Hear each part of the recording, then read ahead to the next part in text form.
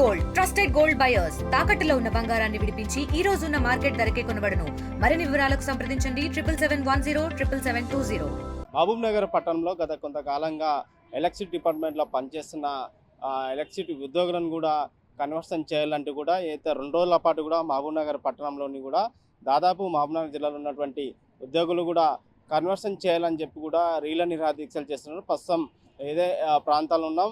మిగతా విషయాలను వాళ్ళు అడిగే ప్రయత్నం చేద్దాం. అసలు ఎందుకు రీల దీక్ష చేయవలసి వస్తుంది, కారణం ఏంటి? నా పేరు Srinivas Reddy, state organising general secretary మాట్లాడుతున్నా. అయితే సార్, మేము గత 20 సంవత్సరాల నుంచి కాంట్రాక్ట్ బేసిక్గా మేము ఉద్యోగం చేస్తున్నాము. గత 2017 7వ నెల అనగా జూలైలో కేసీఆర్ గవర్నమెంట్ మమ్మల్ని విలీనం చేసుకుంటున్నా అని చెప్పి మాకు ఆర్డర్ కాపీ ఇవ్వడం జరిగింది. అయితే 2017 నుంచి ఇప్పుడు 2025 వచ్చిన గత 8 సంవత్సరాలు గడుస్తున్నా మాకు ఇప్పటివరకు ఎలాంటి ప్రొబిషన్ పీరియడ్ అనగా ట్రైనింగ్ పీరియడ్ కంప్లీట్ చేయలేదు. అలాగే మాకు ఎలాంటి ప్రమోషన్ కానీ కన్వర్షన్ కానీ ఇప్పటివరకు ఇవ్వలేదు. ఎలాంటి లీవ్ ఎన్కాష్మెంట్ కానీ ఎట్లాంటివి కూడా మాకు వర్తింపజేయలేదు. కాబట్టి మేము గత 5 నెలల క్రితం ఒక టీవీఏసీ జేఏసీగా జాగ్గా ఏర్పడి మేము ఉద్యమాలు చేస్తున్నాము. అయితే గత 5 నెలల క్రితం కూడా మేము SPDCL mint compound corporate office దగ్గర ధర్నా చేయడం జరిగింది పెద్ద ఎత్తున.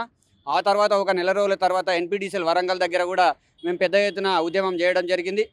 ఆ తర్వాత ప్రజలందరికీ తెలిసే విధంగా ఇందిరా పార్క్ దగ్గర కూడా మేము పెద్ద ఎత్తున ఉద్యమం చేయడం జరిగింది. ఇన్ని జరిగినా కూడా ప్రభుత్వం కానీ యాజమాన్యం కానీ స్పందించి మమ్మల్ని చర్చలకు కానీ ఎలాంటి అవకాశం ఇవ్వలేదు. కాబట్టి మేము గత్యంతరం లేని పరిస్థితుల్లో మేము మా టీవీఏసీ జేఏసీ స్టేట్ కమిటీ వాళ్ళు మాకు ఇచ్చిన ఆర్డర్ ప్రకారము దాని ప్రకారం మేము రిలే నిరాహార దీక్షలుగా ఈ నెల అనగా జనవరి 20వ తేదీ నుంచి మేము ఒక 5 రోజుల యాజిటేషన్ ప్రోగ్రాం పెట్టుకొని రిలే దీక్షలు చేయడం జరుగుతుంది. ఇదేగాక ఈ దీక్షల తర్వాత ప్రభుత్వం కానీ యాజమాన్యం కానీ స్పందించి మాకు పూర్తి స్థాయిలో హక్కులు కల్పించాలి. ఎందుకంటున్నాం అనగా ఒక సంస్థ అంటే ఏదైనా సరే రెవెన్యూ కానీ లేకపోతే ఏదైనా సరే ఒక హెల్త్ డిపార్ట్మెంట్ కానీ ఒక సంస్థ అంటే ఒకటే రూల్స్ ఉంటుంది. ఈ విద్యుత్ శాఖలో మాత్రం 2 రూల్స్ అంటే 2 సర్వీస్ రూల్స్. ఒకటేమో ఓఎన్ఎంకి ఏపీఎస్సీబీ సర్వీస్ రూల్స్ అని, మాకు అంటే ఆర్టిజన్స్కి స్టాండింగ్ ఆర్డర్ సర్వీస్ రూల్స్ అనేది ఒకటి ఫ్రేమ్ చేసి మాకు అందుట్లో హక్కులు ఎలాంటివి లేకుండా కూడా మమ్మల్ని ఇలా వదిలేయడం జరిగింది. ఇది ఎంత మాత్రం కరెక్ట్ కాదని మేము ప్రభుత్వానికి యాజమాన్యానికి తెలియజేస్తున్నాం. ఈ నెలలో మాకు యాజమాన్యం స్పందించి మమ్మల్ని చర్చలకు పిలిస్తే మేము కూడా మా చర్చలు ఫలప్రదం అంటే అయ్యేలాగా చర్చలు ఉండాలని మేము కోరుకుంటున్నాము.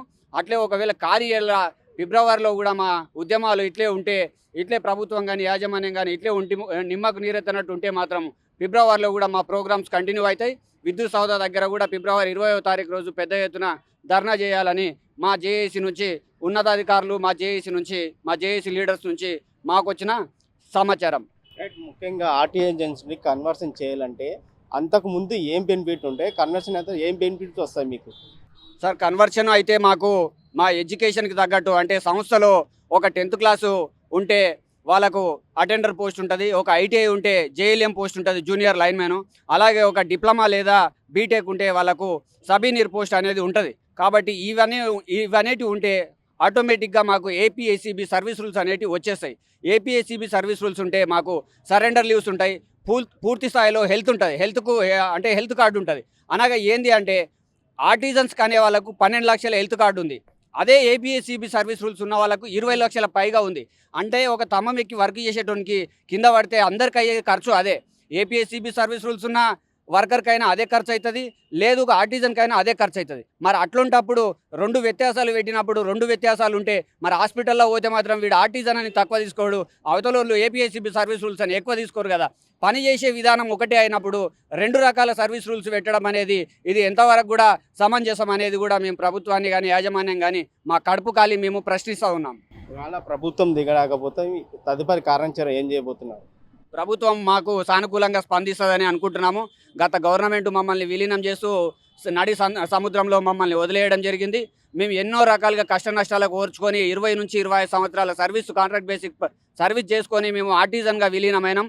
అయితే మాకు ఎలాంటి హక్కులు కల్పించలేదు. కాబట్టి యాజమాన్యం కానీ ప్రభుత్వం కానీ ఇది ప్రజాప్రభుత్వం అని మేము అందరం కలిసి తెచ్చుకున్న ప్రభుత్వం. కాబట్టి దయచేసి మాకు సీఎం గారు కానీ అట్లాగే ఉప ముఖ్యమంత్రి మా విద్యుత్ శాఖ మంత్రి గారు మాకు న్యాయం చేస్తారని పూర్తి స్థాయి నమ్మకం ఉంది.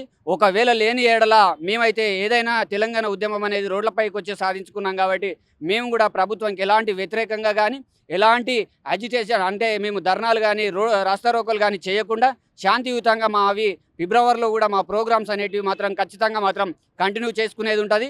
ఎందుకనగా మా కడుపు కాలుతున్నప్పుడు మేము కంపల్సరీ అజిటేషన్ అనేది ఇది ఒక ఏమంటారు ఒక పద్ధతి, అజిటేషన్లో ఇది ఒక పద్ధతి కాబట్టి మేము మా సామరస్యపూర్వకంగా మాత్రం మేము మా ప్రోగ్రామ్స్ మాత్రం కంటిన్యూ చేయాల్సిన అవసరం అయితే ఉంటుంది.